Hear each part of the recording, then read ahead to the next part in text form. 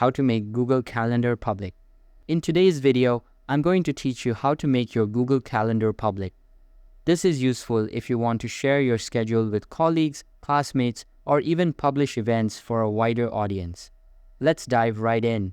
First, open your browser and go to Google Calendar. Make sure you're signed in with your Google account. On the left side, under My Calendars, you'll see all the calendars linked to your account. Hover over the calendar you'd like to share, and then click on the three dots More Options next to it. From the drop-down, choose Settings and Sharing. This will take you to the detailed settings page. Now scroll down to the section called Access Permissions for Events. Here, you'll see an option that says Make Available to Public. Go ahead and check this box. Once you check it, you'll get a confirmation pop-up warning that making your calendar public means anyone can see your events. Confirm to proceed. You can also decide how much detail to share.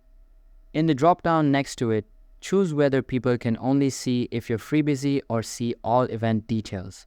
If you'd like to share a direct link, scroll further down to the Integrate Calendar section. Here, you'll find a public URL that you can copy and share with anyone. And that's it. You've successfully made your Google Calendar public so others can view your events.